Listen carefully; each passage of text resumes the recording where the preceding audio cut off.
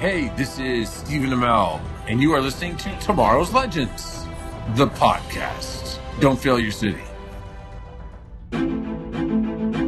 In 2016, a new TV show hit the digital airwaves and needed a podcast dedicated to chronicling its adventures. An elite team has been assembled for this task.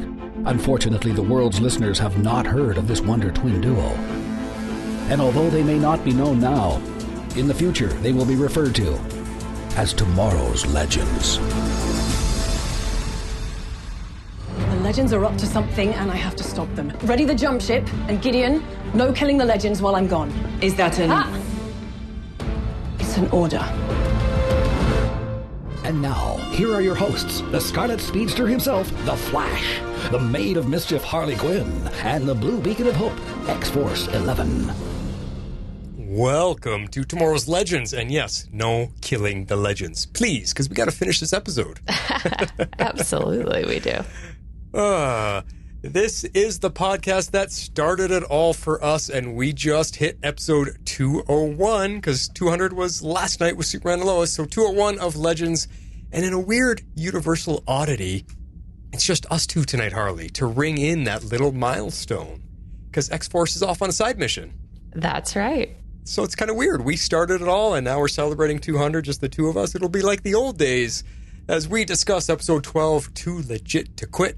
And I am, well, I'm the shocked and pretty emotional Flash tonight because the sudden turn this episode took was not one I expected.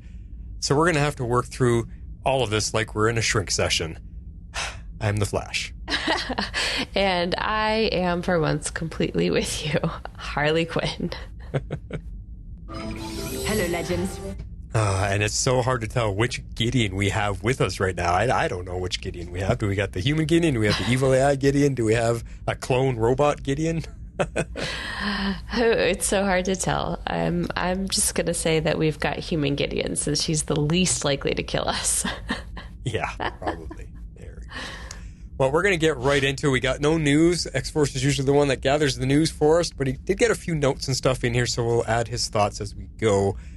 But it is just the two of us, so let's get to our ratings. Gathered together from the cosmic reaches of the universe. You read X-Force. Go for it. All right. So he rated this one 8 forced retirements.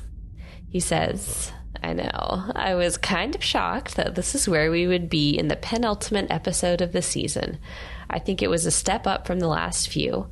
I'd like the twists and turns we got this week, but as I watched each of their futures, I think they all felt a little hollow for who they are.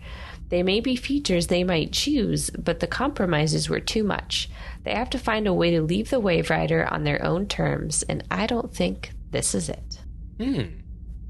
So he's an interesting perspective. Yeah, not so convinced that this may be the end. So, well, we'll have to see about that. All right, what about you, Harley?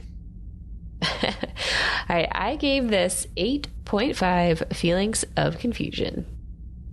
Now, yes. I'm not gonna lie, I changed my rating when I watched it the second time.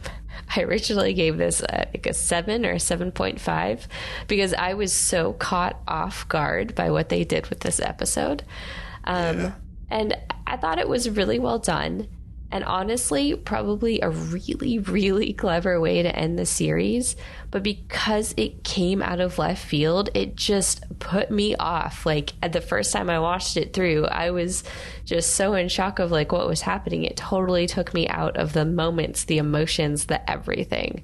So I definitely needed a second watch to like recenter myself, understand what was coming, and kind of get into it.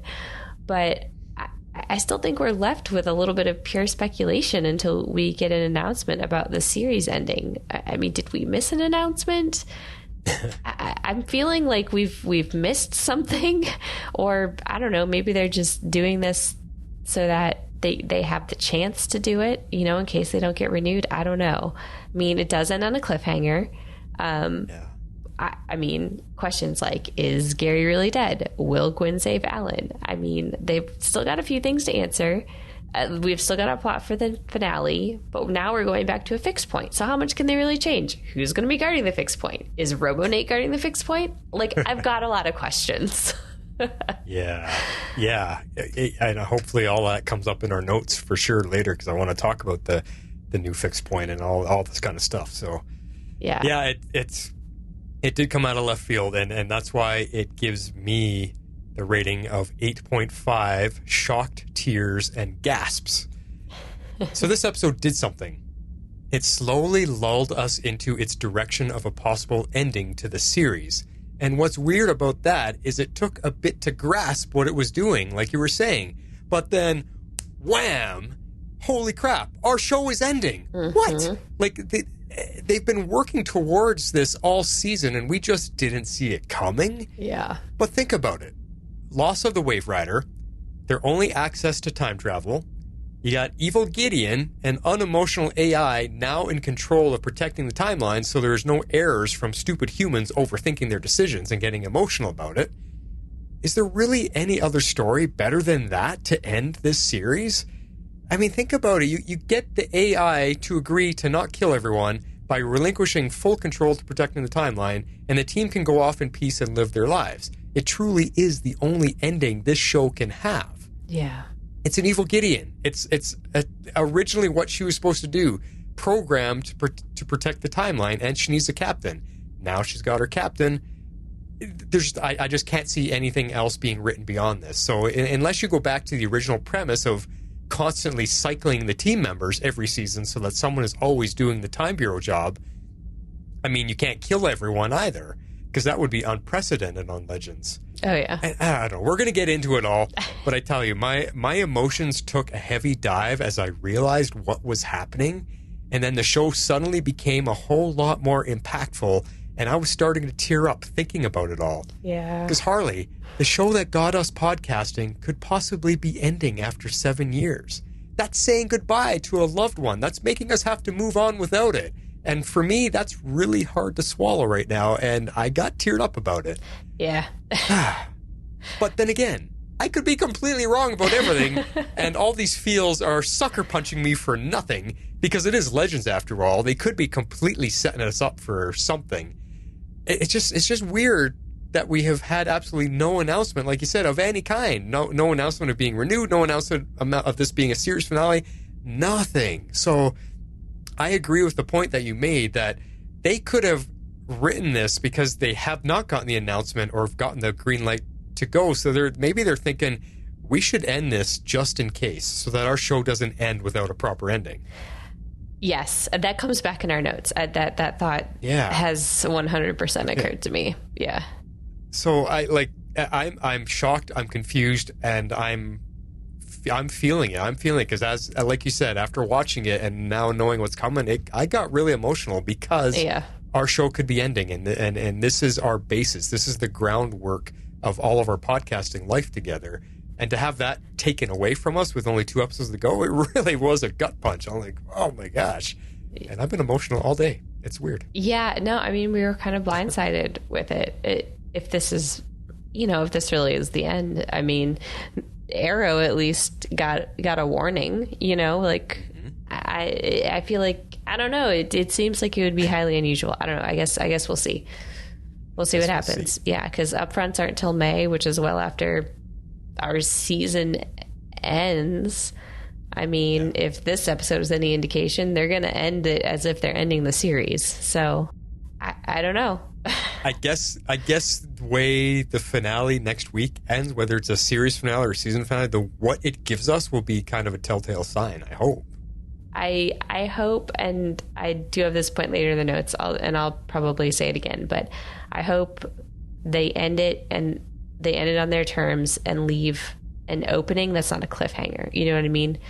They give us that opening to come back if we were to be picked back up. But if we weren't, give us an ending we're satisfied with.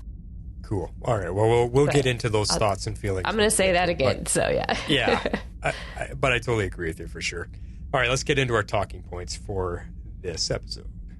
Meanwhile, at the Hall of Justice. So we're going to start off with. All right. I have 4 sections. So we're going to start with arguably probably the main section where a lot of the big things happen. And I've called it One Captain, One AI. Yeah.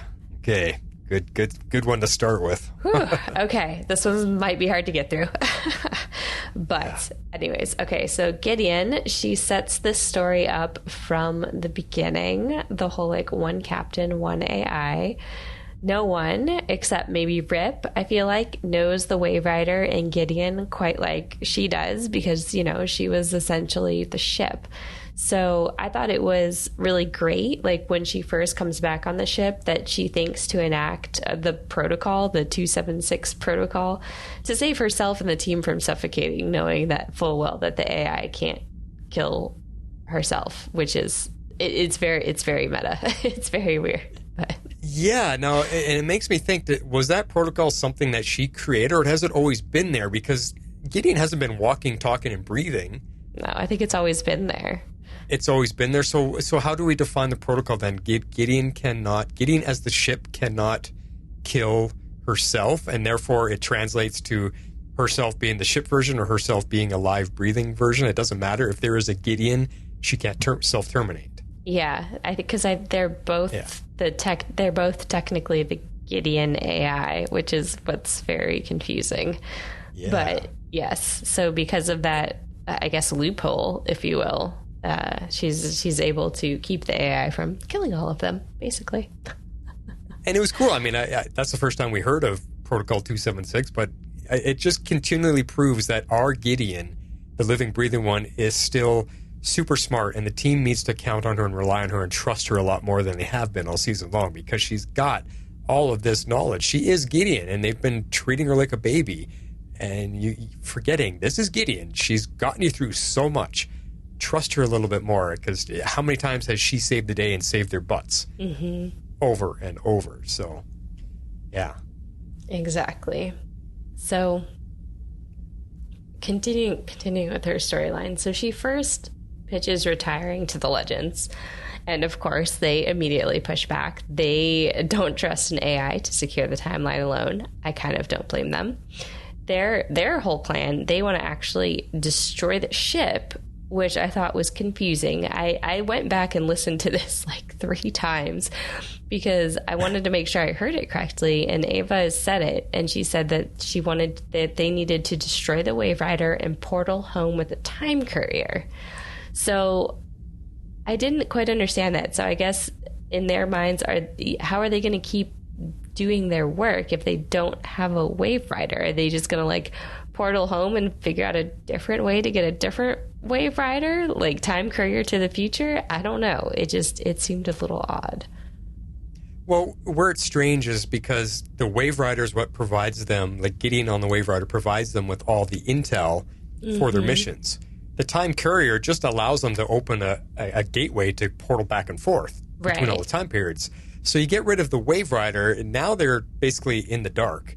They would have no idea where they need to go and when they need to go. The time courier just allows them to still continue jumping through time. So they would have to build. Maybe they have enough with Bayrod and Zari and Nate. Maybe they've got enough knowledge that they can build a new computer system that can predict, problems in history that they can go fix. I don't know. Maybe that's where they're coming from. But I just think at this point in the episode, Ava saw no way around beating evil Gideon other than destroying her. Because this is before Gideon comes up with her plan, which is later in the episode. So Ava's like, we have to destroy her. That's our only option.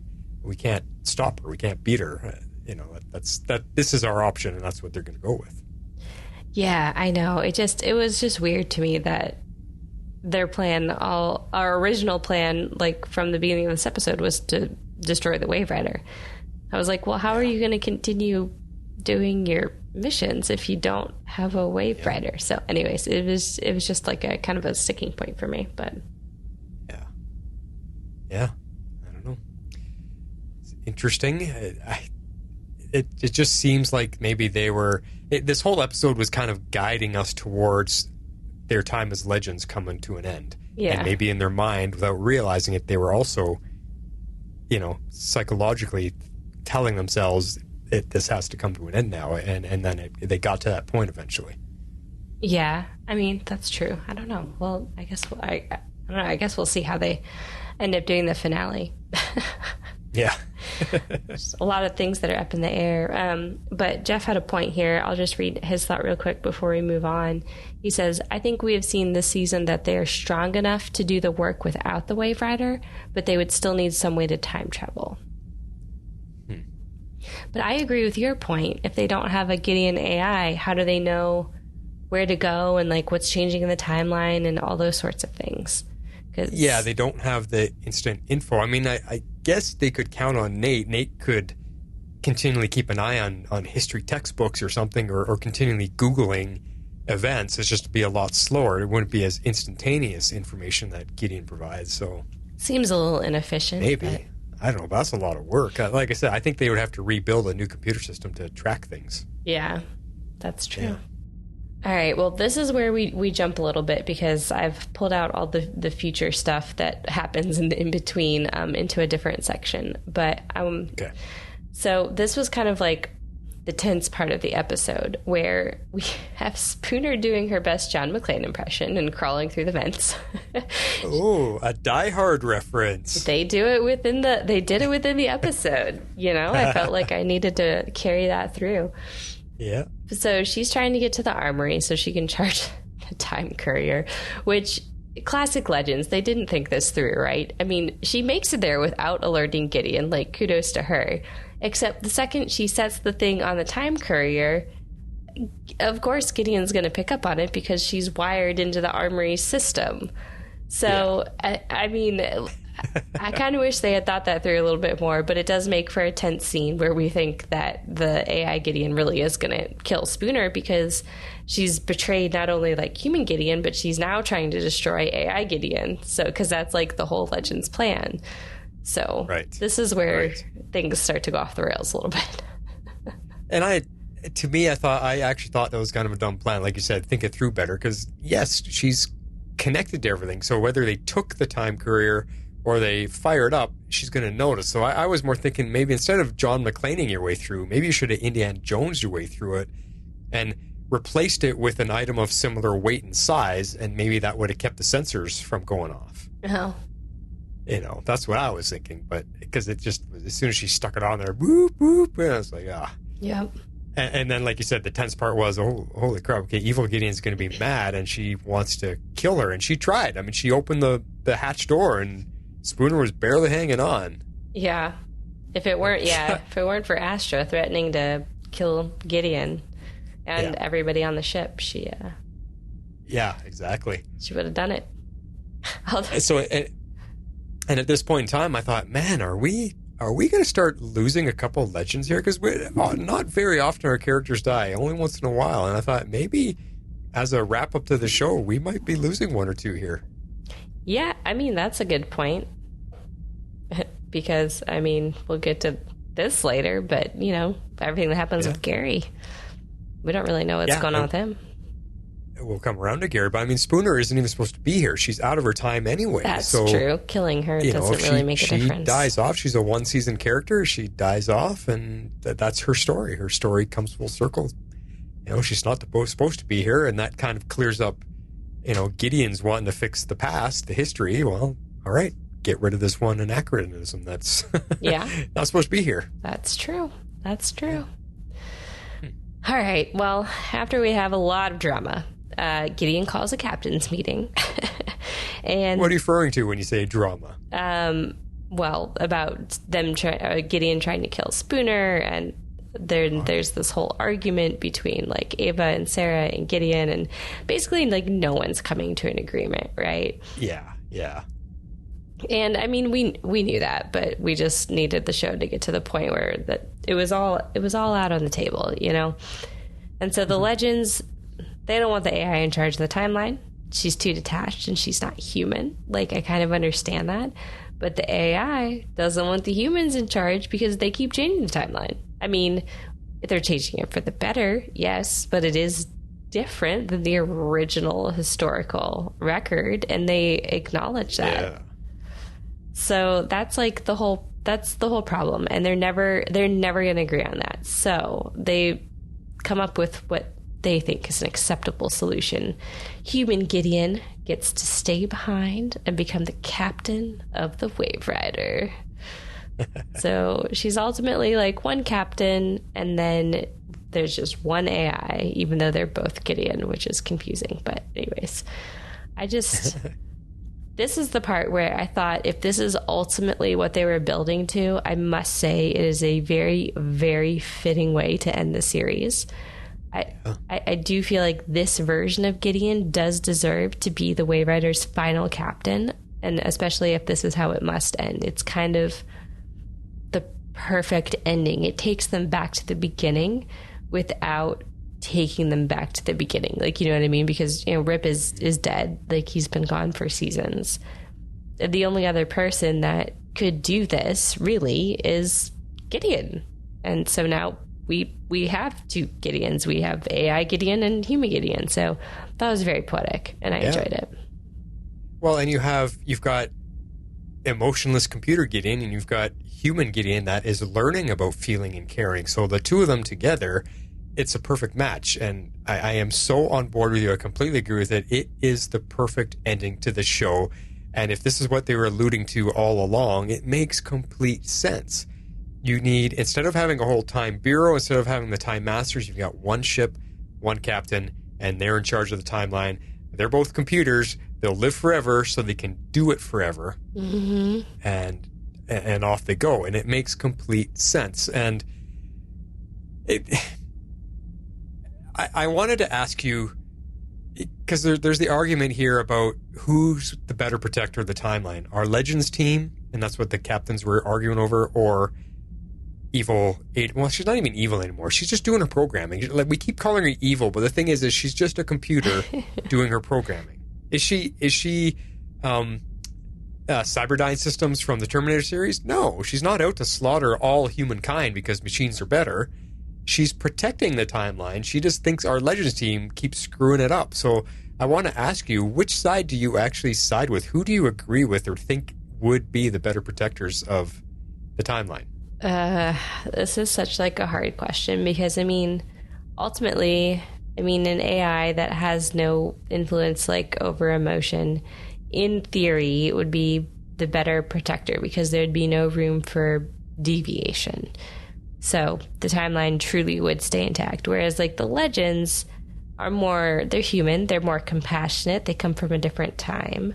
And so they're more willing to let maybe little things change for the sake of improving the human existence, or maybe, you know, like integration occurring in a factory years before it should have, like those kind of things. They're willing to let their futuristic, if you will, social norms win out over what should happen historically. So I don't know. I'm a little torn, to be honest.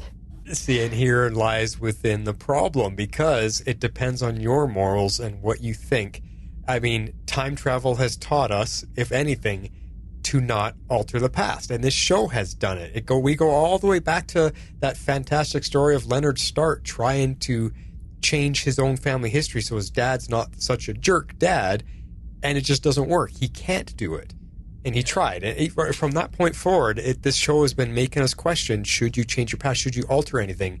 And it comes down to, what about the racism? What about women equality? What about all this stuff that our history is full of, and it has taken 100 years to work through and get to a better place where we are in the future, where our team comes from? Mm-hmm. Is it right to change all of that? Because if you go back and change all of that, then does the human race of now ever learn anything? I think the human race had to go through all of these hardships to learn, to come to a better social justice, to improve themselves. Because if you just change it on them in the past, then they don't get the experience of evolving to become better as a race. Not that we're perfect now. We still have these issues. We still have these problems. But it's a fantastic discussion and debate, because of course we all want to go back in history and fix history, get rid of racism, get rid of all of this stuff. But can you? Does that not affect, like, time travel has taught us that screws up the future, that could rip space-time continuum apart if you change things. You can't change fixed points. Yeah. You can't alter certain things. Certain things take time to cement. Certain things are instantaneous and ripple through the future. We've seen all these variations. So to me, it's like, your heart says we should go fix these things, but everything we've learned tells us no, you shouldn't. And therefore, the AI is the best protector of time because there's no emotions involved. And that's kind of where I'm leaning towards. Where I side with our legends is that it's like, well, if our legends don't do it, then we don't have a show to watch. We don't have a team to watch. We don't have, or even put yourself into their world. We don't have a team to follow along on these adventures. Right. Never mind podcasting about it. So that's where I'm torn. But if I have to pull my emotions out of it and make a realistic, honest decision, I would say the AI is the better choice. I don't know. It's a weird one. I hope we get amazing feedback on this exact theory, because it's a great debatable question. It is. Yeah. It's definitely a conundrum. That's for sure. All right. So Jeff just had a point to this section. He said, I like the idea of her as captain, but feel she is so new to her humanity that she lacks the confidence and experience needed to fully balance out computer Gideon. Huh. Yeah. So that's... I don't know. I think she's been standing up to her pretty good toe to toe. I don't know.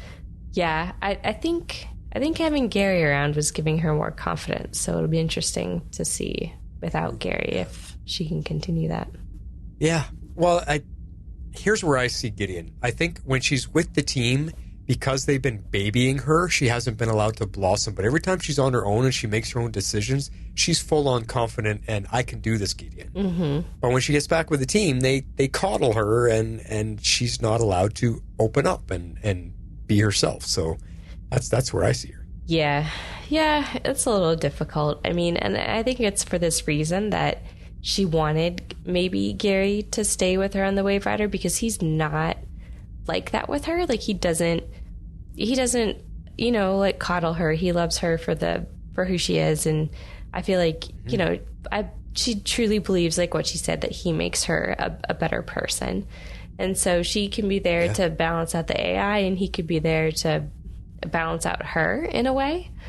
And so I liked that she asked him to stay. I have there's some more points on this specifically coming later, but. Well, this is your next point. Exactly. She asks Gary to stay, and it's because of the emotional connection. I think if you think about it, Gary doesn't really have anywhere to go. The Time Bureau, the Legends, everything was his whole life, his whole family, everything was focused on that. I don't think we've never seen Gary's background. We've never seen family. We've never seen anything about him. So to me, he's an open book, and this is a perfect spot for him to be. He finally found love. He finally found somebody to be with and accepts him for who he is, and doesn't pick on him. So him and Gideon are an oddly perfect match for each other, because he's an odd human that just doesn't seem to fit in anywhere, and she's an oddball new AI trying to learn about being human, and they just somehow match like two good puzzle pieces. So I can't see anywhere else for him to go either, and why not? Let's have the two of them. And like you said, he balances her out. He helps her be a better human. She can keep in charge of the Wave Rider and keep her in check. And I think Gary can help her with a lot of that stuff. I mean, he's not a dummy. He's smart when it comes to tech and gadgets and computer programs. I mean, he seems to know all of it. He was like the know a little bit of everything at the Time Bureau. So I'm sure he could help out with everything. Yeah, that's true. I mean, he doesn't have anywhere else to go. He doesn't really belong on Earth technically, since he's an alien. So yeah, but it was nice. It's just nice to see them have that time together, have those moments together. Yeah, no, I agree. It doesn't gag me. It doesn't make me go, ugh. Like, it's cute. Too cute. Yeah, I mean, that's kind of what Jeff says. He says, I knew this was coming, but it was really sweet. They do a good job of balancing each other out. They are sweet together. So. Yeah. Yeah. I don't know. I would watch a spin-off series of just Gideon running around. saving the timeline. Why not? It'd be fun. That would be fun. I feel like that would be a lot all on one person, but that would that would be. I would watch that too. All right. Well, that was kind of like the bulk of most of those points. The stuff with Gary and the ending of the episode will come back later. But let's for a second transition over and take a glimpse of the future. All right. So, I just went for this one character by character. I started with Zari because, one, she comes up first, but there's also a lot more meat to her story. So there's several things we can talk about with her. So, like, the first thing that stood out to me is I really feel like she needs to give herself more credit. I mean, she's so hard on herself, like, feeling like she hasn't her hero moment, but she knows a lot of stuff. Like, I mean, she knew to switch the plugs for Gideon so that she wouldn't have control or access to the lab. She had the idea for a map for Spooner, even if she wasn't the one to draw the map. And so I don't know if maybe she feels left out when she doesn't get to, like, execute her ideas, but she has all the ideas. And I feel like having these ideas are just as important as carrying them out. Yeah, and I think where it's a little bit confusing is because we get jumped back and forth between the Zaris, and then we had the Robo-Zari, which is both of them combined. So we forget that this Zari 2.0 has learnt a lot along the way. Yeah. And she's tried to grow and tried to be more helpful because she knew she wasn't when she was her old social media self. So, yeah, I think it's almost similar to how the team is treating Gideon. They also haven't been given Zari enough credit as well, and I think that's why she feels that way about herself, because she just, she hasn't had a chance to prove herself, and but she has in a lot of scenes. She has, but the team just hasn't acknowledged it. So, well, I don't think she acknowledges it. Yeah, that's true. You're right. That'll come up in my favorite scene. But going like onto her actual future, or the future that Gideon reveals, is that she becomes an incredibly successful business owner and influencer. But she's so unhappy with the idea of returning to her former life because she wants to change the world, yes, but she felt like she needed to do it in a different way, that she needed to be the hero. She doesn't feel as if she has ever gotten her hero moment. And so, I mean, I would argue that with as much influence as we know she's going to have, she could do a lot of things to change the world. It's just not as, like, glamorous or romanticized, I think, as she would have wanted it. But with the amount of influence that she has, she could do a lot to affect change. Yeah, and this is the growth that we've seen Zari 2.0 go through these last couple seasons. She is no longer the social media mogul, and that's, so to watch her be upset that she basically reverted back to that, that's not a future she wants to see of herself. She feels like she's changed and grown. So to see that, it just, again, Tala Ash's performance just blows you away, because she's so hurt that she's like, why would I go back to that? Haven't I become better? Haven't I, done better with myself now? I don't understand why this would happen to me. And that'll come into play later, because it makes us start to question, what is Gideon showing them? Is this the actual truth? Yes. The real future, or is this just a possibility that evil Gideon could fabricate? I don't know, and we'll talk about that later. But it is shocking to see that she would fall back on that. And then I like your point about, because of her influence, like when she goes back to the real world in her timeline is still like, Zari, and they all love her and want to follow everything she does. So she takes that influence and then changes, says, you know what? We're not going to worry about social media apps. We're not going to worry about that. I want to grow trees. I want to rebuild the Amazon. I want to save animals, or whatever it is she turns to. Her billions of followers are going to be like, yeah, Zari says so, let's do it. And like, she's got so much control that she could change the world in so many different ways because of that. Exactly. Yeah. And that's, I think, what I wanted her to realize. And I don't think she's quite realized that, but. No. And I think it was Sarah that said, just because we saw the future doesn't mean we have to, that's what's going to happen. We can change our future now. Yeah, she did say that. So. I mean, that's true. That's the danger of knowing your own future is you can change it now. You know what I mean? Like that's part of the problem. And maybe Evil Gideon was giving them a gift. Maybe she's like, here, this is your future. If you like it, do it. If you don't like it, now you've got the chance to do something different. And Zari could say, okay, well, that's not how I want to turn out. I'm going to do something different. And it sets her down on a different path where she can change the world the way she wants to. Yeah. Yeah. I guess we'll just have to find out. Yeah. Because Jeff has a final point. He said she wonders where the wind totem is because she notices she's not wearing it. Was it merged back into bees? Does another family member take it up? What is the deal? That's right. Or does Nate take it to go be with his Zari? Does that Zari have it?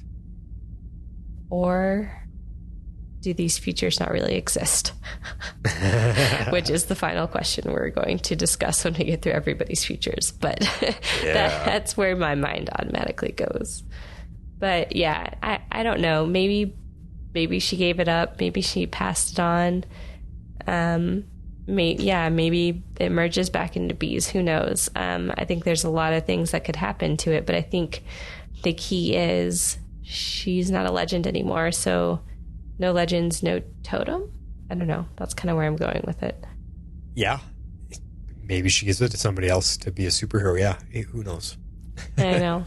Because there was a lot of superhero talk in this episode too. All of them mentioned, hey, we're heroes, we're superheroes, and we can do this and we can do that. So them giving up on that means they're retiring from being a hero as well. Yes, exactly. They're retiring from everything. Yeah. All right. So these next ones are not as in depth, but let's just kind of knock out everyone else's futures because I think we'll probably want to touch on it a little bit. Bearrod is next up, and he's the next Rafi. So hopefully everybody knows who Rafi is. That was pretty big when I was a kid. And honestly, he looks super stoked about his future. Like, he's super happy to be that guy. He gets to sit around and play music for kids. Yeah, and teach lessons through his music. And it totally suited him. And when I saw that clip, I just thought Sesame Street. It looked like a Sesame Street house to me. It did. It was like a combination of Rafi and Sesame Street. Yeah. Yeah. But it suits him. I was fine with it. I liked the song. He was happy with it, so he had a good future, and good for him. He's doing what he wants to do. So at least one member of our team got something really cool out of their glimpse. Yeah, I think most were happy, and a few are not, and we can talk about the few that are not. But Jeff, continuing the totem talk, said he didn't notice if B had the totem on either, and he's wondering if he gave up the hero gig. I think they all give up the hero gig. I think that's the whole point. That's the whole point of this episode, is that they're all retiring, not just from time traveling, but from being heroes. They're going back to regular lives. Yeah. Yep. All right, so Nate is up next. And I found this one very interesting, a bit on brand. He ends up writing a book, and he becomes a very successful historian, writing about the history that he essentially gets to experience firsthand. So he rewrites history, kind of. I don't know. I thought that was interesting. Does he rewrite it, or does he give a much more in-depth perspective of it? Because we know that history books are written by the people that win the war. Yes. And it's only from their perspective and their side of things. So there's a whole different side to everything, which I think Nate can provide that perspective on. So maybe that's what his book is it gives a better, more complete view of the way things went. And I mean, it would be, I'm surprised the book was only as thick as it was. I thought there'd be like multiple volumes, because if he's writing our entire history of humankind and everything they witnessed, that'd be huge. It would be massive, and it'd be fascinating to read. I mean, that would be just amazing. So, and I liked his look. I think out of their futures, his was my favorite, because he just looked like a wise old professor, and had the beard and the hair and the glasses, and he just looked very, I don't know what the word is that I'm trying to use distinguished. to describe distinguished is a good word, sophisticated even. Yes.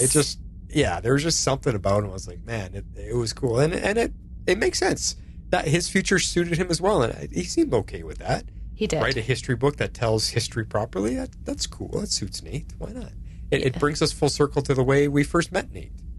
Yeah, and he even admits, he's like, this is exactly the title of my book, which starts to maybe lend a little credence that these are the real features that they're seeing. Yeah. So, although I don't know, I do ultimately think that's up for debate, but we'll get to that in a minute. So before we move on, Yeah. I'm looking at Bayrod right now, and we can't tell if he's wearing the air tone or not because he's wearing a long sleeve shirt. Oh, cop out. So you cannot see his you can't see any of his things. So there you go. Oh. Well, all right. Well, while we're still on Nate, Jeff brings up a point. How is he going to move in with Zari 1.0 when the totems are both in the future? I just moved ahead to the next sequence of the scene. Sorry to jump around here, but his sleeve does slide up on his left hand. That's fingering the guitar, and I can see the totem on his wrist. So he has it. So he does have his. Okay. Well, I'm assuming it's a totem. It's a very shiny silver metal thing. Yeah. It could just be a watch, but it's there. So I'll take for everybody that's wondering, I'll take a screen capture of this and post it, and then we can debate it later. Okay. All right. So go back to Astra now. Sorry. Well, Jeff poses the question of how is Nate going to move in with Zari 1.0 when both totems are in the future? So maybe that's why Zari doesn't have hers. Maybe Nate has it. Okay. That's the only thing I can think of that makes sense. I did not look to see if he had it, but I'm confused there. What do you mean both totems are in the future? How isn't Zari in the... I'm confused. Because Zari and Bayrod are from the future. Everyone has to go to their own timeline. So Nate has to return to 2022 because he's present, our present day. But Zari and Bayrod are from 2044, 2049, 2040 something. So the totems are 20 years in the future. Okay. But does he need the totem to live with Zari in... Oh no, he would have to be in the totem, which gets carried to the future, so therefore he can't be in the past. Maybe he's just in the future. Maybe that was a future Nate, yeah. Or him and Zari aren't together. Oh, that's true. Yeah, I think that's up for debate. Yeah. Interesting. Okay. I wasn't expecting us to generate so many questions, but this is good. That's good. It's good. Good points, Jeff. All right, so Astra. Yes. I liked this. I thought this was cool. She ends up running for office, and she is going to promise to change the world, and everyone's going to have their freedom. So I kind of loved it. Felt very on brand for Astra. Well, talk about a switch. You go from being the queen of hell and a complete B, to now you're running for president and you're going to help change the world from the good side. I mean, that's a complete 180 flip for her. It is. But it was needed. She's come a long way. And she has. I've enjoyed her these last few episodes for sure. Yeah. This season, actually. This whole season, I've actually enjoyed her more than Me too. I did not like her, and I didn't think she belonged on this team to continue after Constantine left. But she's proven me wrong. Yeah. No, I've liked her a lot. Yeah. All right. So Jeff's got a point here too. He says, so before she makes mansion keys for them all, how does she expect to be in a relationship with B when he's in the future, or does she go to that future? I don't think she expects to be in a relationship because she was going to break up with him. I think she was trying to, yeah. Like I don't think she knew what she should do because they all knew that they all did go their separate ways. Yeah, but they also have the keys. The keys allows them to come visit each other whenever they want. So yeah. So I think before that she wasn't really maybe even like thinking about that, but she knew she didn't want to lose her friends because she says as much. What's the point of making friends if we all have to say goodbye? And so her and Spooner at the end do figure a way around that, which I liked. So. Yeah. I don't think she expected to be in a relationship with B. I think she expected it to end. Right. Yeah. But the point about her friendship, that's another thing that's come a long way, because she didn't have friends. She didn't trust anybody. Yeah. And this team has become her friends, and now she values that a lot. So she doesn't want to lose that. Nope. She sure doesn't. Yeah. All right, so we talked about the real Spooner. But I guess we need to also call out Astra Spooner, just because I thought this was very funny for the actress. So her playing Astra, playing Spooner, I thought was absolutely hilarious. But this is the point where we start to see that Astra is super upset about potentially losing all of her friends, potentially losing, her relationship with Behrad. And at this point, I mean, the Legends haven't agreed to anything. But we know that by the end of the episode, it'll kind of all come back. That the Legends are going to retire, and they're going to need to find a way to be able to see each other without voiding their contracts and all of that. So, yeah, right. That sort of rounds out the Astra section a little bit. But as for Spooner, we learn her future is not the future at all. She goes back to 1925 and lives with her mom. Which fixes the timeline. That's where she's supposed to be. Exactly. But she didn't seem happy with that, though. Or no, that was Astra. That was Astra playing her. So does Spooner actually know what her future was? Yeah, I think they fill her in. And okay. Because I think she mentions it again at the end. Something about going back to be with her mom. So, which I think she'd probably be okay with, because she lost all that time with her mom when she got sucked into the mushroom thing. Yes, exactly. Yes, she's returned back to where she's supposed to be. So, which makes Evil Gideon happy, because that fixes a hole in time. It fixes the anomaly. Yes. All right. So Gwyn, we learn, is going to live out his days in the Welsh countryside alone. And in 1925, so he also will be returned back to the past, where he more or less belongs, even though he's supposed to be dead. But I guess if he lives out his days isolated in the country, he's pretty reclusive. alone, Yeah, exactly. It won't impact the timeline very much. This one got to me. Again, it's Matt Ryan's performance of Gwyn this season that has really, really won me over. He's definitely been the heart and the emotional beats of this season, I think, more than anybody else. Yes. And it got to me. The fact that he's going to be alone, and then this leads to, I don't know if we have it we do talk about saving Alan? Okay. We do. That's the last section. Okay. I'll save my thoughts for that, because that brings a lot of that into play, and I just felt really, I just felt for Gwyn. He's just come into his own. He's gotten confidence in himself. He's made some new friends. He's learned about time travel and how his invention worked. So much of his life just got, really wide open, and now he's got to give all of that up and go hide and live a lonely life. That really, really sucks. I know. It's really a downer. So, well, yeah, we can continue that discussion in the final section, because there's more to come with that. But yeah, that was just like his glimpse of the future, and that made me sad for him. Yeah. Now, Sarah and Ava. I think this was one of the biggest shockers. We learned they have a daughter. They adopted a girl, yeah. Yeah. A little blonde one who looks just like them. Yeah. I love that. For a second there, I thought they had two, because there was another girl in the video with her. And I thought, what? Maybe they adopted two, but then it never showed her again. They never talked about having two. So that must have just been their daughter's friend or something. I think she was at camp. And so I think. Oh, yeah, right. Yeah. Yeah. So I think that was one of her friends. So what do you think of that for a future for them? They settle down and they have a family together.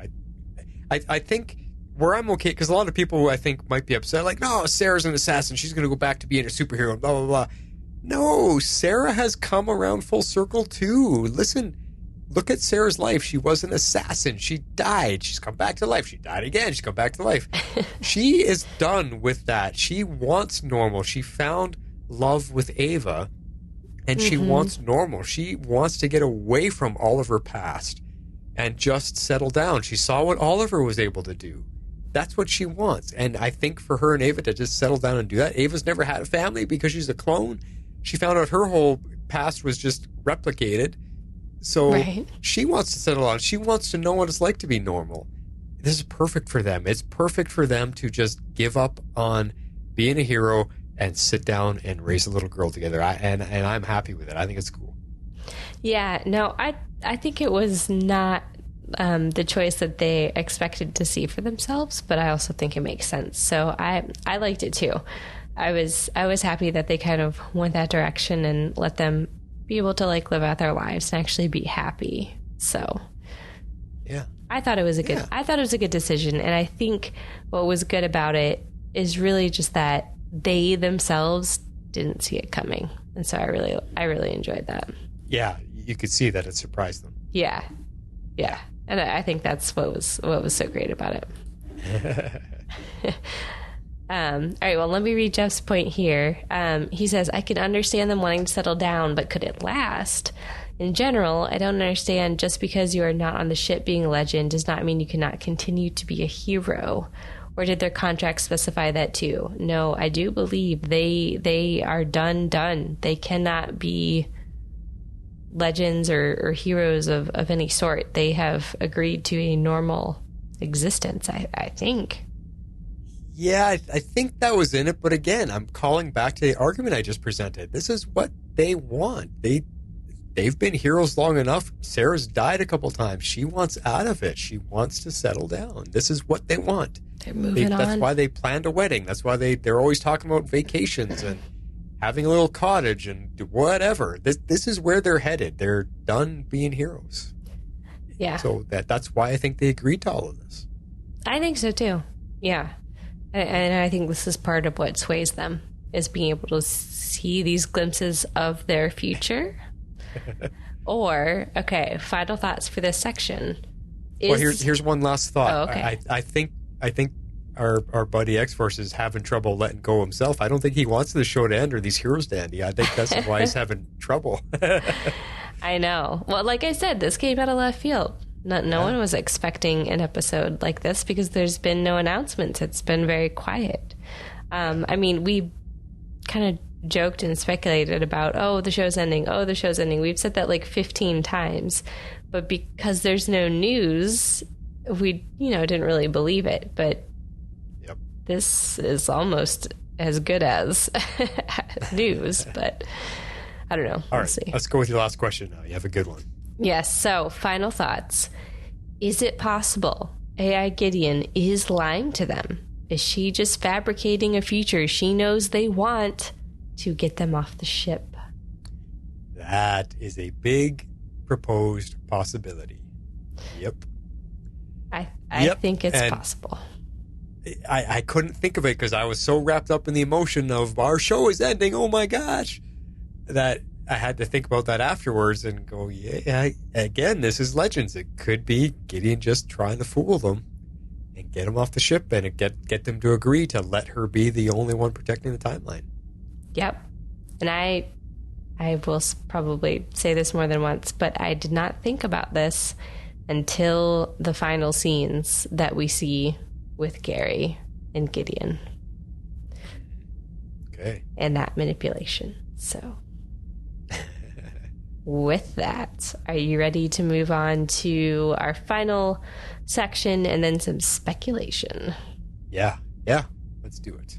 All right, so the last section we have before we speculate about is this the final season is called Saving Private Allen. So poor Ava, Gwyn admits to her that he won't get to spend his life with Alan, and she's completely devastated.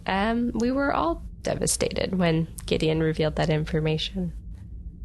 We were, and this scene almost made my favorite scene cut.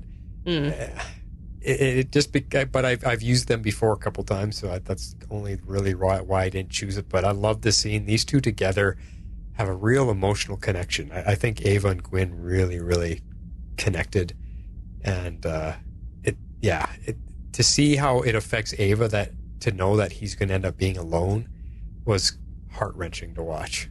It was he had a lot of good scenes. The ones with him and Alan especially. Yeah.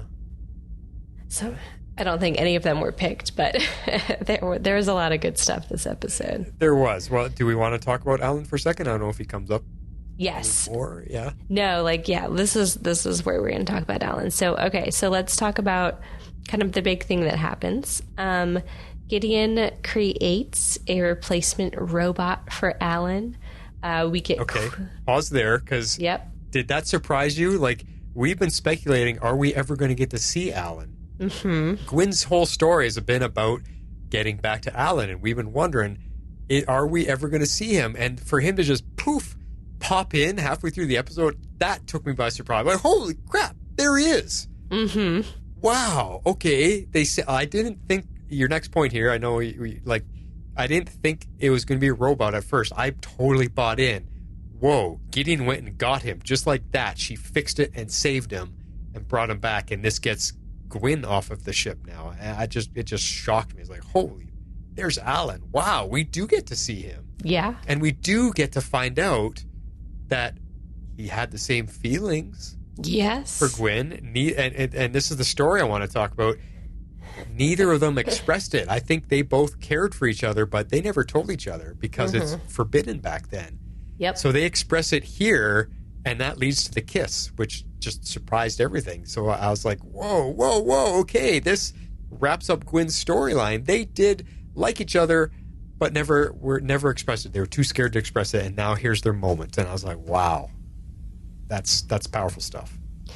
Yes, I bought into it when he first showed up, because Gideon, she knew that he was up to something, and she goes off, and we assume she's going off to stop them. And I was like, oh, I wonder if she's just going to beat them to the punch, and she's going to save Alan so that they don't go off and do legend stuff and mess up the timeline. Like, she's going to do it in a not messy way.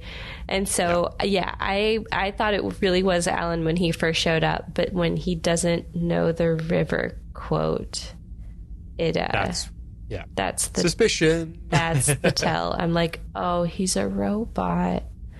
Oh no.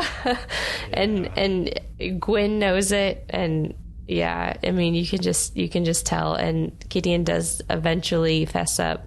His death, for whatever reason, is a fixed point. So I have a feeling we will learn more about this in our finale. But okay. Well, do you want to speculate about it right now, though? Why would Alan's death be a fixed point? Because Gwyn... I think it's because Gwyn is the one who invents time travel.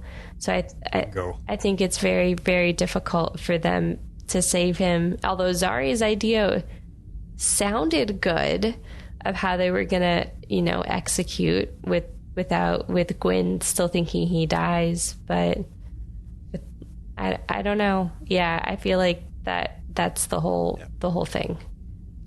That's where my mind is at, is that because Gwyn invents time travel, he can't be with Alan. That's the point. Like, Gwyn cannot change. If his life gets altered in any way, he won't invent time travel, and that's the end all be all of it right there. So he has to be alone. He's supposed to die in his first trip. So exactly. So Alan's death is the way it is. It has to be. So yeah, crazy. I know. So that's such a tough point. And then, I mean, Gideon is also struggling, though. I mean, she's struggling to keep both the timeline and the legend safe. She's still prioritizing both equally. And AI Gideon has figured that out. Yep. So we move on to the dinner with Gary and Gideon. Now, I thought this was very, very, very cute. But it was sweet. It was. But it was also really sad that AI Gideon uses this whole situation to essentially turn Gideon away from her human connections and emotions. Yeah. And these are the scenes that started to make me wonder if all the features she showed the legends were even real. Because she manipulates Gary so bad. She totally does. She manipulates Gary and, sends him off, but she also tricks human Gideon into thinking Gary left her. Mm-hmm. Yep. So it's a double whammy. Yep. And she wants this Gideon to be the only Gideon here with her. So, it sucked because Gary's just so happy. He's just so happy, so content. That's how he's always been. Just wants to make everybody happy, and it just sucks to see this happen to him. And, it sucks. I felt so bad for Gary. That brought a tear to my eye to see him get manipulated like that, and then to have Gideon think that he chose to leave her. Yep. And that basically shuts her down. That shuts her emotion down. Exactly, which is what the AI wants. Yeah, exactly. You just see it drop out of her face, like because Gideon says, I'm sorry to tell you, but Mr. Green has left the ship, and you just see her. Yep. That was it. It hardened her a little, and that's exactly what the AI wanted, and that made me annoyed. I mean, like in a good way, but you know what I mean. Mm-hmm. So the question is Gary really dead? And why is he so gullible? Why would he go to the armory? I mean, seriously, why would Gideon be in the armory? Really? You know what's there. You know that's the only place you can flush you out of the ship. Why would you go there? Why? No. In the moment, he's just all caught up in the romance and the fun and the whatever. He just wasn't thinking. And Gary. That's is he dead? Like, he got sucked out like he's just human. No, he's alien. So we don't know if he can survive being out in space like that. We don't know that about his species. Can he survive being sucked out into the time? Well, they're in the temporal zone, not space, so who knows what that actually is. And Kayla did. So is that how we dispatched Kayla? And she came back, so... Because what happens is when they get sucked out and they're out in the temporal zone, they just drop and land in whatever time period on Earth they happen to drop out of the dimension from. So if he survives the fall, then he could be okay, right? Yeah, I think so. And we just don't know where in the timeline he ends up, though, because it's completely variable. Yes, that is absolutely true. Still, the shock of it sucked. Yes. Like, we just got Gary to be a full-time legend. We got everybody to accept him on even keel. And we all started to really appreciate and love him instead of being annoyed by him. And boom, you kill him. Wow. Maybe. But the show needs an emotional gut punch every once in a while. It can't all be happy and everybody survives. I mean, there's got to be a little realism with the situations that this team is in. Can they always survive? I don't know. That's not realistic to me. I don't know. I agree, but it's also a CW show, so I guess we'll find out. Yeah. All right. Jeff has a theory. He says, I can't believe that he's truly dead. Maybe he's hiking on the exterior of the ship. With all his tentacles, maybe. Yeah. His glasses flew off and he's grabbing the wings of the ship with his tentacles. Yeah, who knows? Yes, exactly. All right. So the final thing to close out this section is I basically said, we kind of know what the finale will be, partially. I mean, we know Gwyn is going back to save Alan because he figured out he's the robot and he pulls out the thingy. And so that means Gideon is going to have to track him down. So the question is, does he involve the legends? And how did they all come back? Because they all disappeared. Poof. Gone. We'll get to that too, but talk about emotional. My God. Yeah, that was the beat. That was the final. That was the kick to the nuts, basically. That's what that one was. Yeah. Yep. Yeah, I mean, the finale episode is going to be about Gwyn going to get Alan, the real Alan, and what happens there. But yeah, I don't know. Yeah, I really don't know how the legends get there. I don't know, because they made sure to show us that he's got his original time travel machine. Yes. So does he use that to go back in time to go get them to whatever he's going to do? He can't use the Wave Rider. He doesn't have a time courier, so it's got to be his original time travel machine. Yep. That's as much as I got. Same. I did not watch the trailer this time around. Good. No spoilers. Yeah, our feedbackers might but they might spoil it for us. Yeah. All right. So officially into speculation and a few plot points we haven't necessarily discussed yet. So is this the final season? All right. Here are things that point to it being the final season. We had the finale party. Yeah. With every finale in most seasons has a party. Except it's one episode too early. Because it wasn't the finale. So this is why I wonder if they're just trying to tie up all their loose ends. Because that's what they normally do in a season. And then they're just going to leave us with an acceptable ending that has an opening for a new season if they're renewed. I mean, because they sort of did that. I mean, they sent everybody off into the sunset, and then they gave us a little bit of a cliffhanger with what is Gwen going to do? Is Gary really dead? And so if they follow those plot points and wrap them up, then I don't know. Yeah. I mean, are we didn't officially get renewed, did we? I've heard nothing. I don't know. There's been nothing. Nobody's posting about it. None of the actors are tweeting about it. Hey, guess what? None of them are saying anything. So, yeah, Jeff has some information here. So, do you want me to go ahead and share? Yeah. Okay. So here's what Jeff says. That is what it feels like. We know they're probably introducing Booster Gold next week. What if that is part of the setup for next season, if we get one? They find new legends take their place so they can all say goodbye to the legends' life on their terms. We finish Season 8 with a new set of legends going on missions and most, if not all, of ours retired. That way the time stream is protected, and though the series may end, the legends continue. It's so weird. Why would you introduce a new character in the finale? I mean, aside from the fact that that's their MO, to tease the next season. But the problem is we don't know if we're getting a next season. Or maybe it's truly just, maybe that's how they're not setting up a new season, but that's how they're letting the legends live on and continue. You know, they're setting up Booster Gold with, I don't know, a different team, a different mission, a different purpose, I mean, who knows? You know, it just reminds me of like when Patrick J. Adams' character shows up at the end of season 1 and was at the end to set up season 2. That's what it feels like. Yeah. It just could be a setup to say the story continues, but not on the TV show. Exactly. And we've seen other shows do it. I mean, Arrow did it. You know,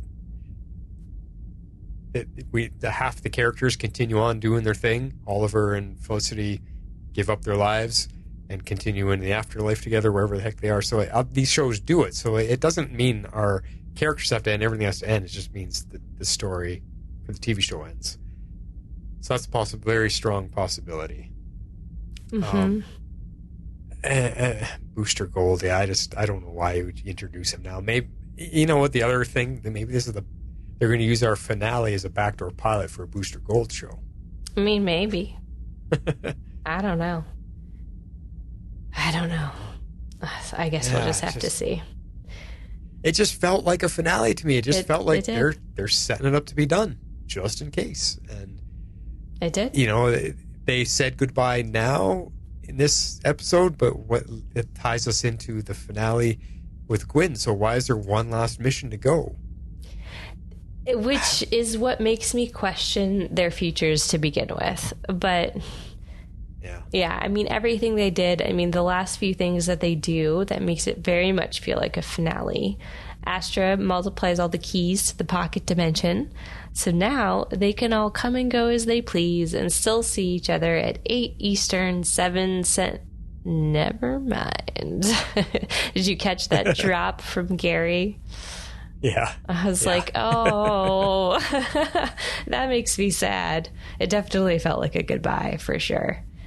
Yeah. Like that just, it's like you're so used to our time slot, but guess what? It's not going to be there anymore. Exactly. And then, of course, the group photo. Okay, yes. I had to end. That's where I'm ending. Was the kick to the nether regions. It was all happy. Yes, let's have one last family photo of all of us together before we go, and then to watch them one by one fade out of existence. Yep. And into their I just, oh my gosh. It's heartbreaking. It's tough to watch. It's tough to see. And it ties back to everything I said in my opening monologue. It's full circle for you and me. Yep. Our entire podcasting career is based on Legends. And to watch that fade out like that, I can't. Yes. Jeff says it was sweet and sad all at the same time. I agree. It was a nice touch. That's for sure. Makes me water up a little bit again. It's just really... Yes. It's weird. It's weird. Like, I'm...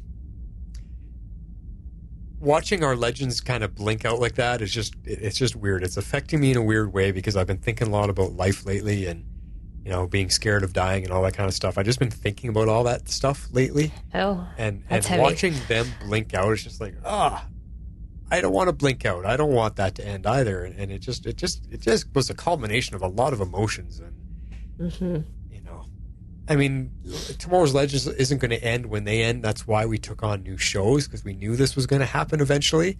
That's why we said, let's do Stargirl, let's do Superman Lois, because we don't want to stop hanging out with each other. We don't want to stop doing this. Yeah. Providing, you know, podcasts to our listeners. We want to keep our community alive, because it was really, really hard to say goodbye to Arrow. And I don't want to go through that again. Yes. I cried ending Arrow Squad and ending Arrow. I had you on Cybercast and we talked about that, and we're crying. Yes. Bringing Arrow back. So. Let's not go there right now. So I don't want to experience this again, and that's why this was so tough. It's just like, oh my gosh, they're doing it to us again with Legends. Yep. And they came out of left field as far as I'm concerned. Totally. And we know we're going to have to do it. Flash is coming back for one last season, and it's a shortened season. Yes. We got to do it with Flash again next year. So. Yes. You know, yeah. It's tough. Yeah, although I will say with Flash, its time has definitely come. This season of Legends has been pretty stellar. But yeah, it'll be interesting to see what they do with Flash, how they end that. We know the original Eddie Thawne is coming back for a guest spot, and it looks like Harrison Wells' version of Thawne is going to be the main antagonist. Like, I think they're going to try to go out strong, so I'm excited. Yeah, but we'll see. Cautiously optimistic. Yeah, exactly. Well, let's take that discussion and heartache into our favorite scenes. Maybe we can come up with something here. I don't know. Our scenes might be sad, too. Yes. Let's do our favorite scenes. Shape out an eagle! So we are going to kick it off with X-Force 11's favorite scene. He calls it Compassion and Heart, and it's all about Sarah and Ava's argument with Evil Gideon. So here it is. This has to stop. I'm calling a captain's meeting. This whole time, all you've wanted was to go home. I have arranged that. What more do you want? To keep the timeline safe. That's rich. You regularly put the timeline in danger for your own personal dramas. Yes, the time fascists would see it that way. That's rather harsh. You sent military-style robots to kill us after we integrated a factory. I don't know, but I'd say fascist feels pretty accurate. You were altering history. Again. For the better. Yes. Okay, look, enough. You both have valid points. She has no valid points. For the sake of the timeline, we need to come to a compromise. There's no compromise.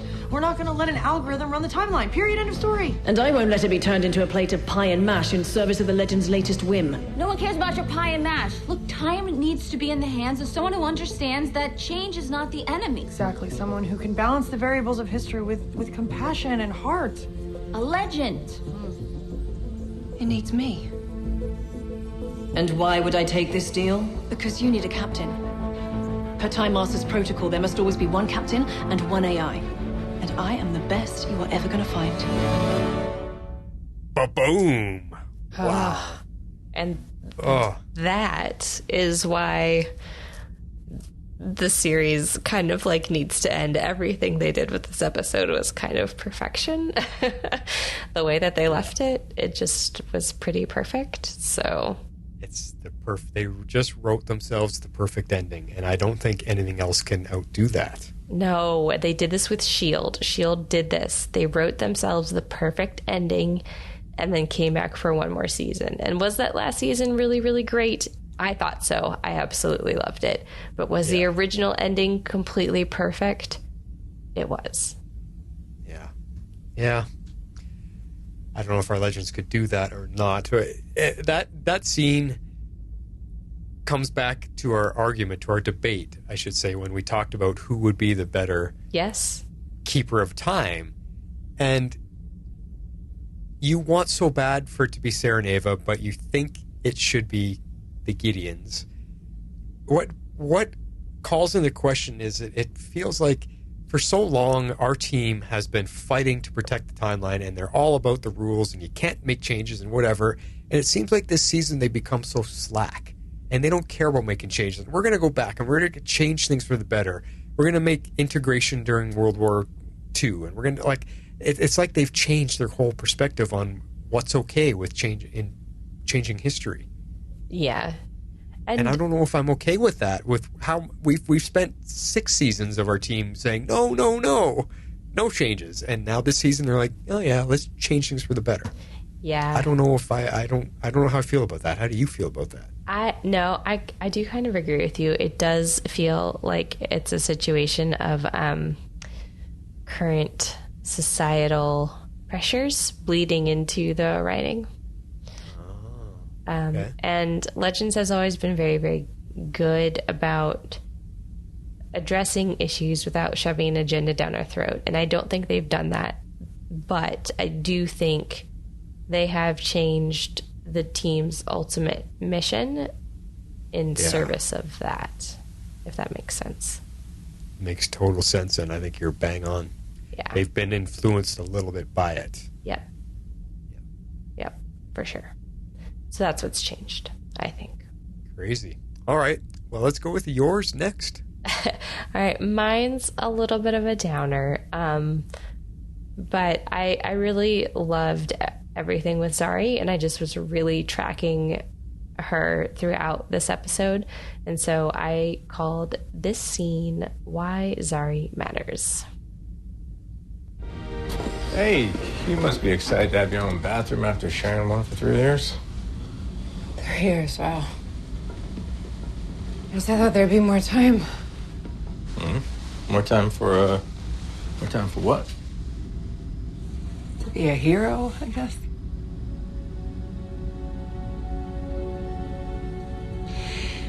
It's hard, living in other Zari's shadow. I mean, she changed the world. She mattered. Come on. You matter. You matter a lot. Yeah, maybe to trend watchers waiting to hear about this year's hot nail trend or whatever audible lipstick is. Yes, you are a fashion icon, right? But you're also a champion of doing the right thing. Do you remember Eddie? You saved his bar. I was just being helpful, not heroic. My father, he was very big on legacy, and so was I for a while. But after years of heroing through time, do you know how I'm going to be remembered? For writing a book about other people. My legacy, however, is the life I get to make with Zari. You make a difference. But you make it your own way. I guess I just wish I knew what that was.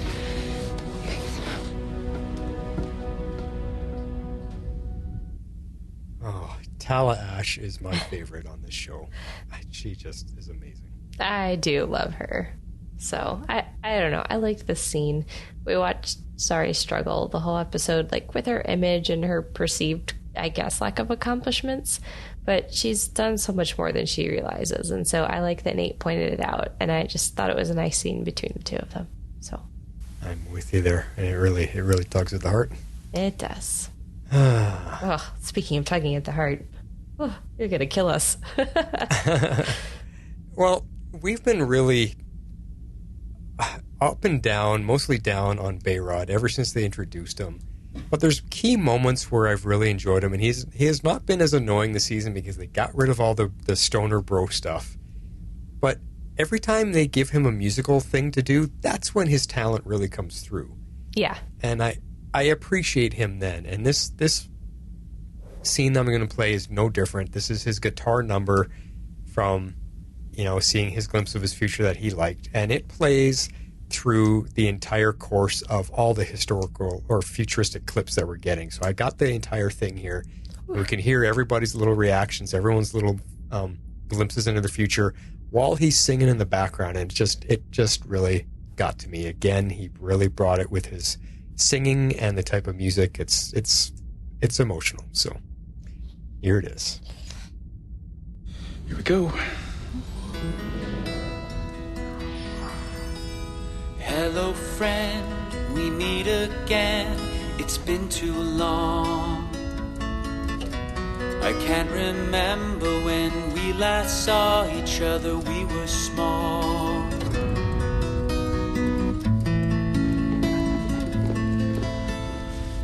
Okay, Gideon, what you got for us, huh? A swanky apartment in the sky? Maybe any of us working at a detective agency?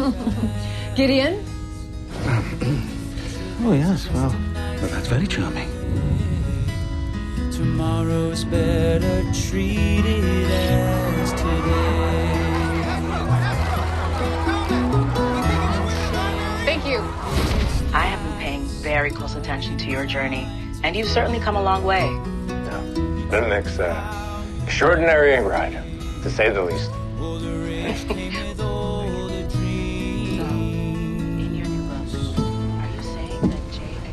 But remember the past.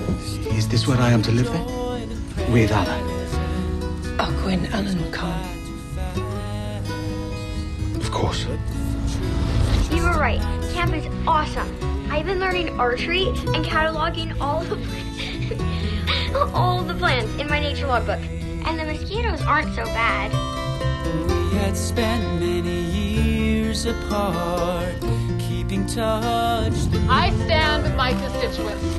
Freedom is not free until it is fair. And I promise you, I will level the playing field. Thank you. You can return to 1925, live out the rest of your days in Wales, and it'll be quite beautiful. Peaceful. Alone. Yes, tell us, what does it feel like when you go through time? I mean, it's a 500-page book. There was a lot. But knowing still, your love never dies.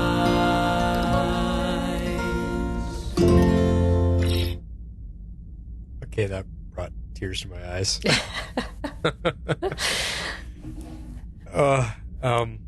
Yeah.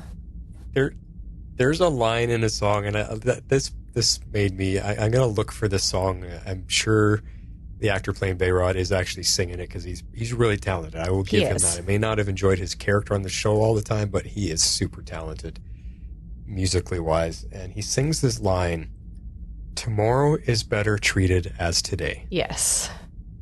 And wow, that is something we should all live by. Because he also sings that life goes by too fast. Yeah, he does. And it does. So, if I can find that song, I'm sure it'll be released on the Legends soundtrack or on YouTube. It'll eventually pop up. I'm going to keep an eye out for it.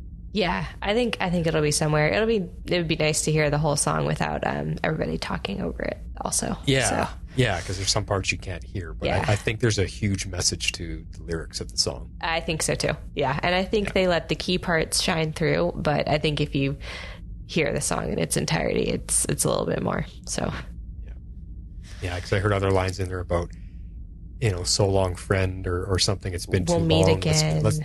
Yeah. It got me. Ooh.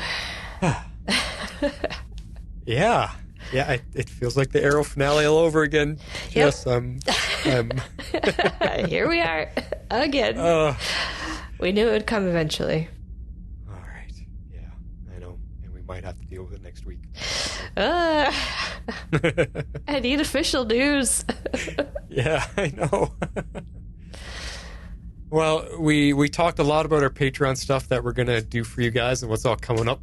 So we just want to play that clip for you again to let you know how you can support the show and get all the extra content that's coming. If you'd like to support our podcast, you can do so at our Patreon page at www.patreon.com/tomorrowslegends.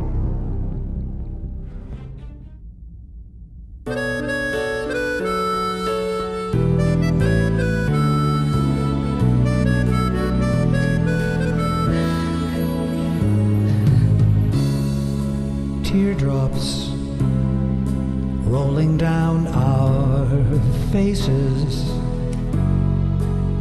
sitting here longing for the sound of your text. Feedback, it's time for feedback. Whoa, whoa, please feedback and show us some love.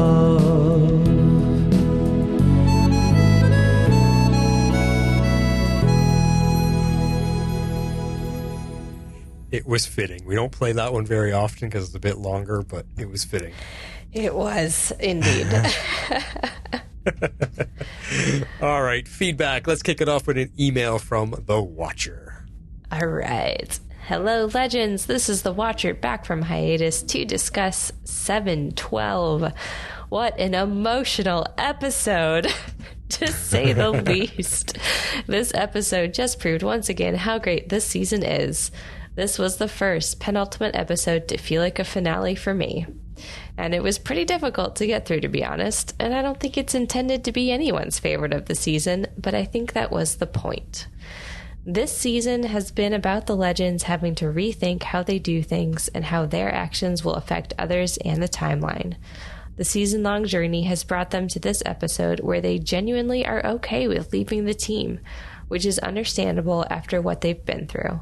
However, it is clear that retiring won't last long. We do have one episode left after all, because that isn't who the legends are. I have said it previously, but repeatedly this season. The legends have reaffirmed their power as a team, and they know in their hearts they can't back down. They truly are too legit to quit. And I cannot wait to see how this amazing season ends. The episode did a great job being very emotional and giving us closure. But one thing I wish the episode had was Sarah fighting more for her team like she did in seasons 2 and 3. And I get that she has felt the weight of everything this season, but they have constantly reaffirmed the power of Sarah Lance and the legends this season. We needed our captain fighting for her team, and I hope she does in the finale. This episode was truly a series finale without ending the series, giving us a taste of what it will be like saying goodbye to our dear legends. I know when that time does truly come, I will be even more of an emotional wreck than I was watching this episode. Going forward, I hope we get to keep the majority, if not all, of our current legends because they are truly my favorite incarnation of the team. Like the majority, if not all, of the fandom, I desperately want a renewal, but I think these last 2 episodes of Season 7 are somehow stronger because of the lack of a Season 8 renewal or any indication of the series' future. We simply get to sit down for 2 final weeks and watch the team as we know them now, hoping we can see them again soon. I don't know if I can get through this. Whew. Okay. Oh, man. 1 second. All right. Let's all hope for a Season 8 renewal soon, because if this episode proved anything, it's that I'm not ready to say goodbye. You're getting to us, Watcher. You're getting to us. To this wonderful show and this wonderful found family of misfits. Those are all my thoughts. Sorry it was long. I just wanted to get it all off my chest. I hope you legends enjoyed this episode as much as you could emotionally. Thank you, and this has been The Watcher. Listening to your words and watching Harley tear up while she's reading them, holy cow. That was hard. It is the Arrow finale all over again. Yep. That's for Legends. and this might even have more impact because, again, this is our podcast. The basis of everything for me and Harley here. Your words are amazing, Watcher, and I just want to say, I'll probably have to reiterate it at the end, but I know I've been up and down on Legends over the last couple of seasons. That the writing just hasn't been as strong, but it does not take away from what you are feeling and what I'm feeling listening to your words. I am there with you, and it's because of what me and Harley have done together with this show and the friendship we've made and everything. That's the emotion for me. It doesn't matter if the episodes haven't been the greatest all the time. Yeah, I'm feeling what you're feeling. Don't misquote me on that at all. Whew, okay. Whew, all right. Y'all. Next up. No more. I can't do it. Daryl Washington is next. This episode had so much Spooner doing her best Die Hard impersonation, Spooner and Astra best friend moments, and Human Gideon in an evening gown. I was disappointed that the Legends would be out of each other's lives. I wanted an Astra Spooner campaign ticket for their presidency in 2040. Yeah. I'm disappointed that Human Gideon would just think that Gary would just leave like that. I know I wouldn't. I have no worries about his survival. Kalis certainly survived her trip out of the airlock. You brought that up, Harley. I did. The list of former legends was important to hear, though Mona making the list upsets me. Once a legend, always a legend. Yeah, that was kind of a weird one. The Flash writers didn't seem to get that memo with the way they wrote Ray talking about them in the Armageddon crossover, making it seem like when you're out, you're out. Yeah, that is kind of off, now that he mentions it. True. Because Ray was a huge emotional beat of this team, so I don't know. Yeah. It'd be cool to see him come back for the finale of the show. When it does series finale, that would be cool. Unless this turns out to be the series finale next week. I know. If we don't get renewed, it will be. Yeah. All right, so this is strange. After last week or last night, I make the joke that, like, always the way it's been for a couple seasons, it's been Perry White and Dreamweaver ending our feedback. They come in the middle this time. It's so weird. We actually had feedback come in after theirs to finish this episode out. So up next is Perry White. Hey, Flash, Harley, and X-Force 11. It's Perry White here with feedback for Legends of Tomorrow's episode. I gotta say, when I first heard the title of this episode, I was convinced that I'd want to hear that MC Hammer song, Too Legit to Quit. But I'm glad I didn't, because this episode was such an emotional gut punch, and that song would have been out of place. Alright, so let's get to my thoughts on this episode. While I suspect, hope, and have my fingers crossed that we will get a season 8, even if it's shortened, I feel like this episode could have worked perfectly as the first part of a 2-part series finale. I mean, when you get past the 100th episode of a series, which is an incredible milestone, it's inevitable that you start thinking about the end game, right? For Arrow, it was about Oliver Queen becoming truly something else, which he did. He became the Spectre and the creator of an entire universe. For Supergirl, it was about finding her purpose and her truth, which was becoming a hero in her own right, while also removing her quote-unquote metaphorical mask and coming out as Kara Danvers and being an alien and being a champion for the planet Earth. For Black Lightning, it was about saving his city and leaving a legacy, which was basically his daughters carrying on the superhero mantle. For Legends, I mean, as far as I'm concerned, it's sort of like the endgame question is this. Do our heroes continue to protect the timeline essentially for infinity, or do they, as a group, decide to leave the Wave Rider and leave the timeline business up to someone else and create a life for themselves? For me, the futures that Computer Gideon showed the team, while not perfect, could have been fulfilling. I mean, having a family, inspiring children, Improving people's lives through public service or writing important literature can be just as fulfilling as being a hero. I mean, it's what us regular folks strive to do every day, right? So I could have been totally happy with our heroes leaving the Wave Rider to embrace those possible futures. And I really would have been okay with computer and human Gideon forming like a tag team duo to protect the timeline. With computer Gideon's focus and our Gideon's humanity, they could have truly been a great team. But obviously, as we see toward the end, with Gary getting thrown out of the airlock, that probably isn't going to happen. So the question is now, like, what happens? I mean, will Gwen die trying to change a fixed point, trying to save Alan? Will human Gideon rely more and more on her programming rather than her humanity as she spends more time with computer Gideon? And heck, will Booster Gold show up and reveal to the Legends that the future computer Gideon showed them just won't come to fruition? And will we get a season 8? I must say, I'm probably more excited for this season finale than I've been for any other season finale, and that's a pretty damn good thing for a show that's ending its season 7 right now. Yeah. Anyway, this has been Perry White, making another deadline.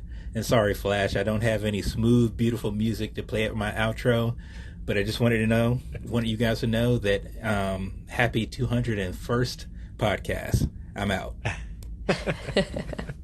Oh, thank you so much, Perry. Definitely become a good friend over these years with us. Yeah. He made me have an aha moment. Oh? Gwyn was supposed to die. His original lifeline was supposed to die in his first time travel experiment. That is correct.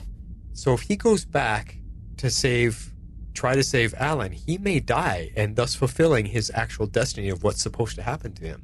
That's true. That could happen. Yeah. Yeah. That's a good point.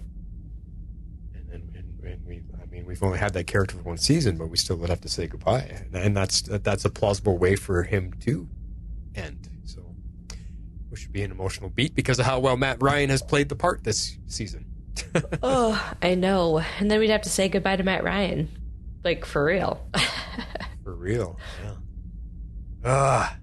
Don't do this to us. All right, next up is Dreamweaver. Hello, Legendaires.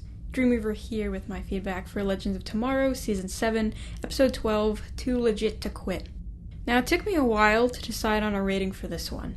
The way it started out and how fast it was going gave me that, oh no, here we go feeling that tends to precede one that I don't end up liking. By the time it started the future montage, the episode basically turned into an emotional carousel, and by the end I was pretty pleasantly enjoying the episode's format. So I'm giving it 8 Eastern or 7 Central, only on the out of 10. I would first like to say that after not seeing the Wave Rider or the Legends on the Wave Rider for practically the entire season, it felt really good to see it again. But they really rushed through Gideon's injury, nor did they really leave any time for Gideon to consider mortality after that was basically her first major injury, which that kind of would have been interesting to see or hear, but I'll let that go. Yeah. Gwyn's face at the healing technology and how enraptured he was by it all made up for it. They name-dropped literally every character that has left the show who survived leaving the show. They really love playing with the Deus Ex Machina trope with these time couriers, a whole plot to charge it up and get to a place with a charger. And then later they walk it back with the hairdryer having a charger when they needed a quick fix for it. But they were self-aware this time. And speaking of the before, I actually thought Spooner might die for a moment there. They were building that up to be a big moment, though obviously that would have taken the momentum out of the rest of the episode, especially with how it played out. But no one has died yet this season. You know, if you don't count the assassination montage with Sarah and the fix point. So it was felt like about time something like that happened. Yeah. Into the futures. Nate, you do not need that professor beard. Just saying.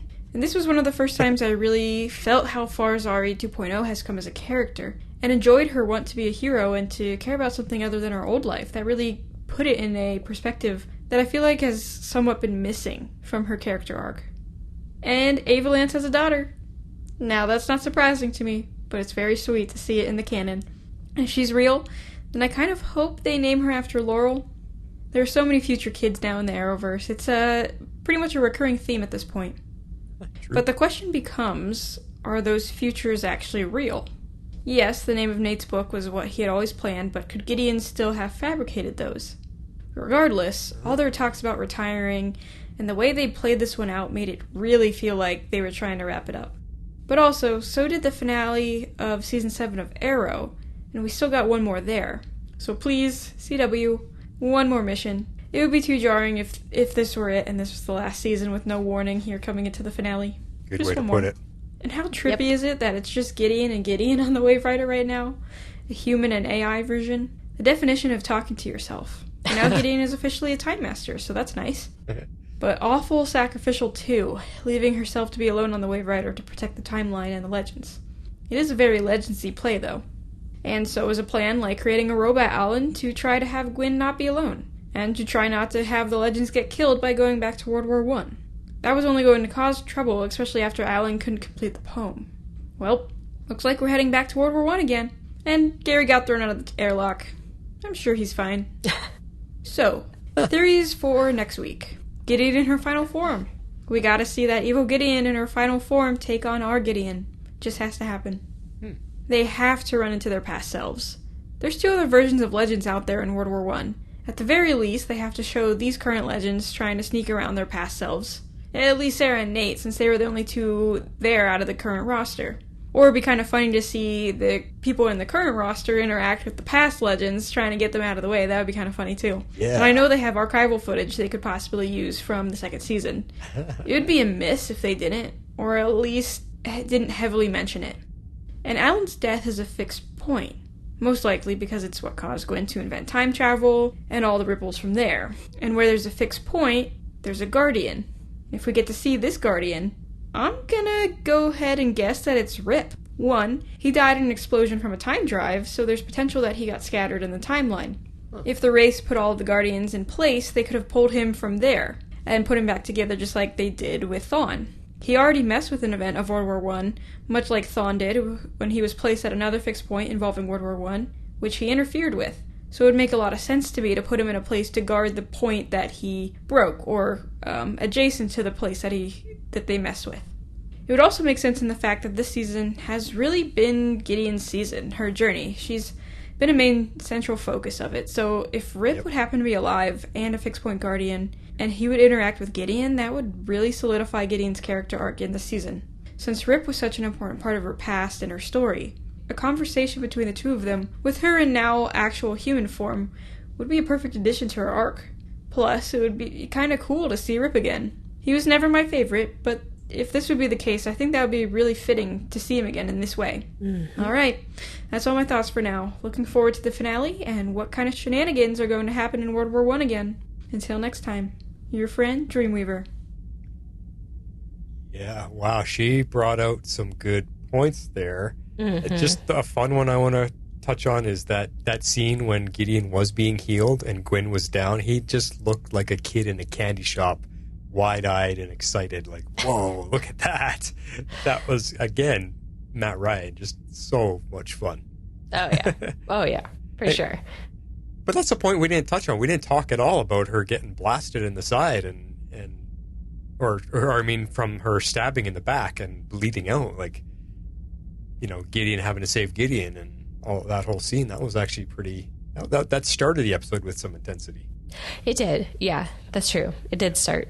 There were several intense scenes throughout the episode. It was pretty intense overall, I thought. So, now her last points about Rip is another aha moment. I was like, whoa.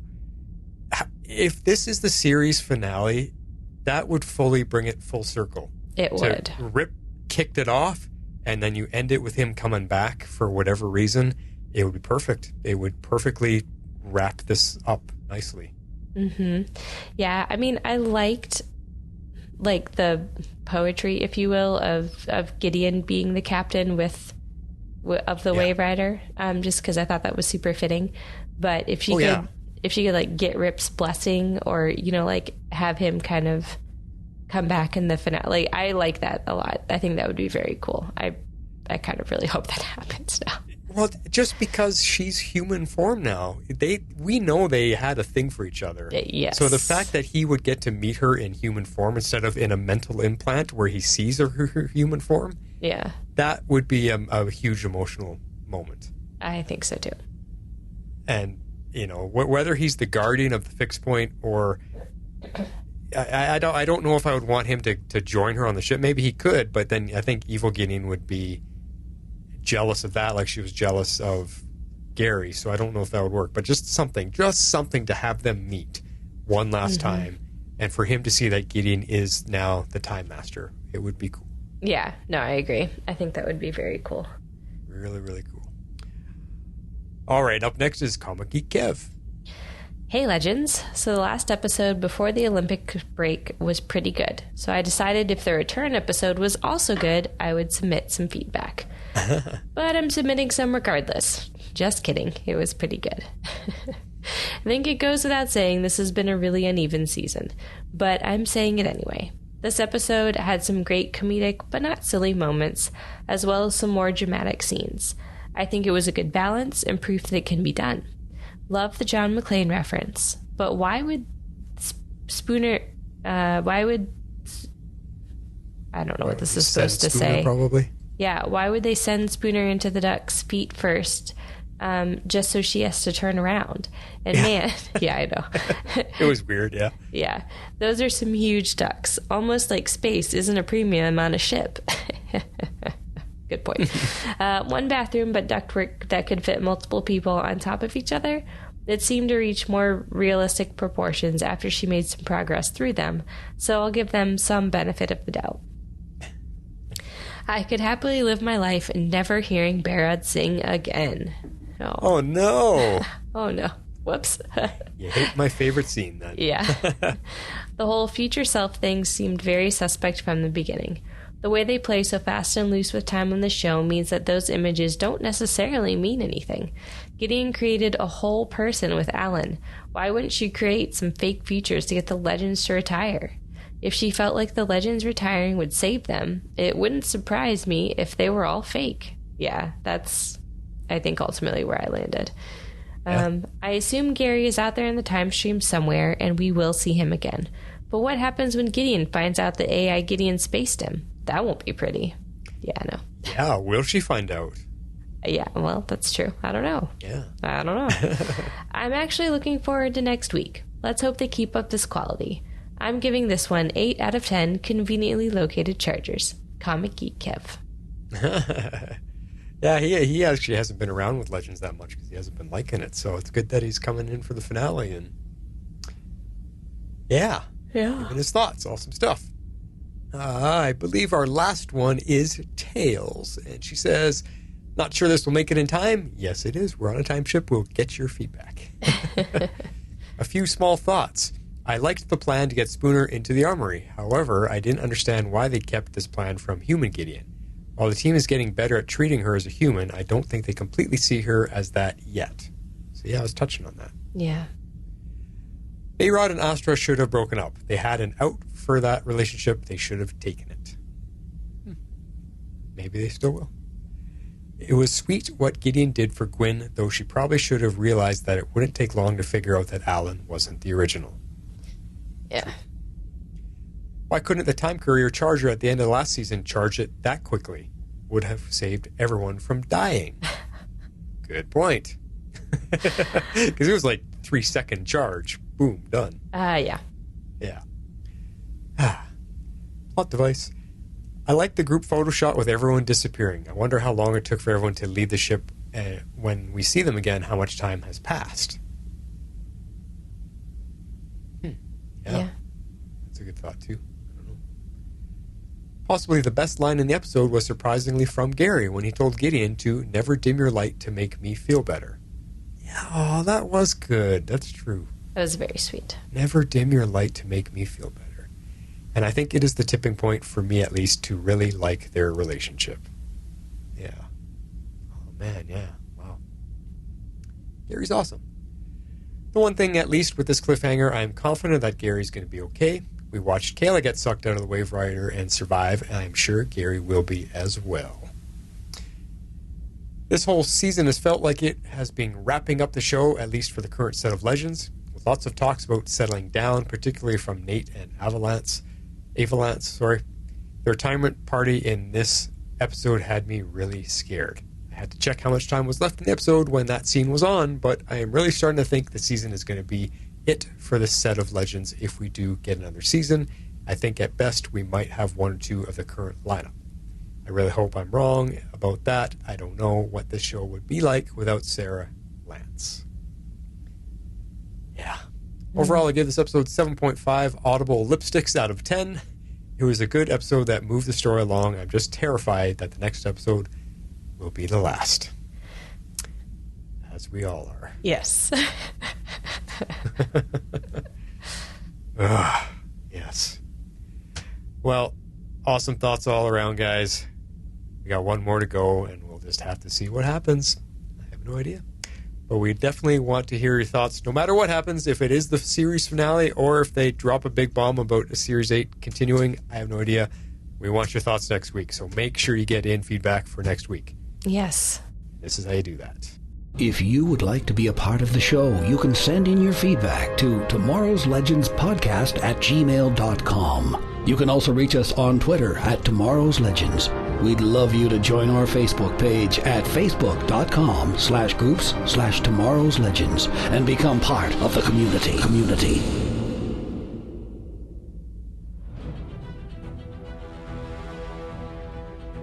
Holy, who would have thought we'd come to tears this episode, Harley? Whew, not I. Dang. We were hanging on okay, but then your feedback got to us. Well, we were barely hanging on. We were barely hanging on. We were almost talking ourselves into it, yeah. But still, emotions are high, and that's good. That means this means something to us. We're not getting, That's true. We're not getting frustrated. That's true. Yeah. And this show does mean a lot to us. We've expressed it many, many times in many different ways, what this show means to us. And Harley especially together, so. I know. I guess it was fitting we got to do this episode together, so. It kind of was. Like I missed X-Force having his ideas. I do, too. But in a weird way, it is kind of fitting that we get to share the emotion like this. Yeah. I mean, who knows what's going to happen next week, right? I know, yeah. So we'll just have to see. See if that's the end. All right, guys. Well, we are going to continue on to do our little Patreon bonus content. But other than that, we'll see you guys in a week. Have a good weekend. This is The Flash signing off. And this is Harley Quinn. I'm out.